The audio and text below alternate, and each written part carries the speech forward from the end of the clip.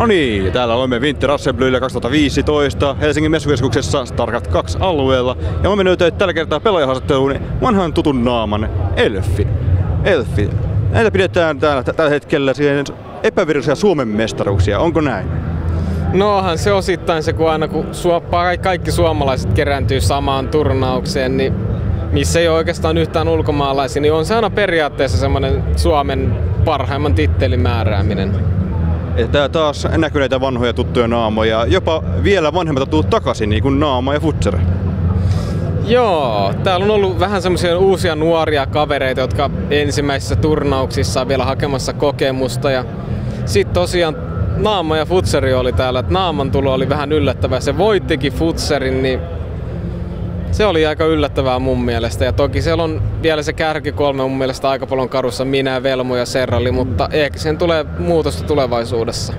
Ja sitten tuossa semifinaali tuossa seuraavaksi, että onko siihen niinku mitään vanhoja taktikoita vai tiedät toiseen niin hyvin, että onko se vaan niinku matsi muiden joukossa? No kyllähän se on nyt suomalaisia vastaan, seuraa niiden pelejä kuitenkin aika paljon, niin kyllä mulla on sellainen niin kuin päässä mietittynä, että mitä tapahtuu ekassa pelissä ja mitä mä tuun tekemään seuraavassa pelissä. Ja täytyy vaan toivoa, että se menee sen kaavan mukaan, minkä on kehittänyt ennen tätä turnausta. Joten toki se saattaa olla mahdollista, että sieltä tulee ihan eri juttua, mitä luulen, ja täytyy itsekin muokata sitten peliään kokonaan, mutta se näkee sitten kohta. Niin, semifinaali on ihan kohta puolin alkamassa, että onko sulla mitään semmosia perusrituaaleja ennen peliä vai onko se sitä vaan, että istutaan koneelle ja katsotaan kun peli alkaa?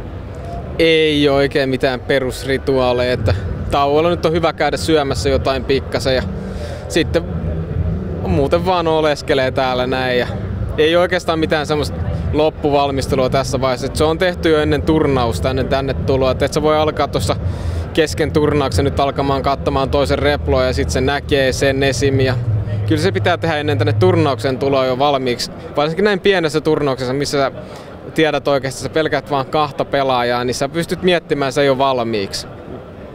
Ja sitten minkälaista pelityyliä sinä harrastat? Onko se semmoista, että nopeita tähdätään siihen alle 10 minuutin peliin vai onko se puoli tuntia enemmän sun juttu? No kyllä mä melkein sanoisin tällä hetkellä, että se kyllä puoli tuntia on lähempänä. Tai aikaisemminhan mä olin tunnettu siitä niin, että kaikki mun pelit tuli lyhyitä, mutta nykyään sanoisin, että kyllä mä oon semmoisen pitkien pelien mieheksi alkanut pikkuhiljaa muuttumaan. Että ennen tehtiin semmoisen nuoruuden innolla, että se peli päättyy 5 minuuttiin ihan sama kumpi voittaa.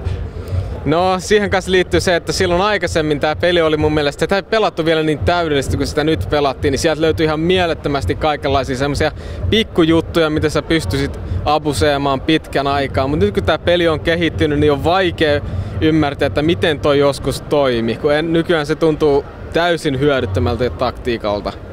Niin ja sitten seuraava lisäosa on tässä kohta puolin tulossa, että onko sieltä tulossa mitään tiedossa jotain balansseja tai nerfejä tai buffeja millekään unitelle?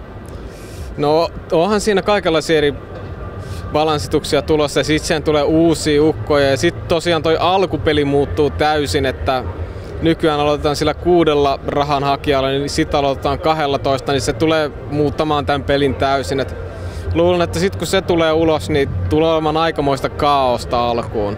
Mä muistan se, kun tuli tää toinen lisäosa, niin siinä ei tullut niin isoja muutoksia, mutta silti se oli aika kaaosta pitkään aikaan. Et sieltä tuli se eka iso turnaus siinä lisäosassa, niin sieltä se voitti pelaaja, kenestä mä en ollut oikeastaan koskaan kuullutkaan. Niin se on sitten tehnyt semmoisen taktiikan, että russata jo tietyn unitin, mihin ei ole varsinaista counteria vielä keksitty.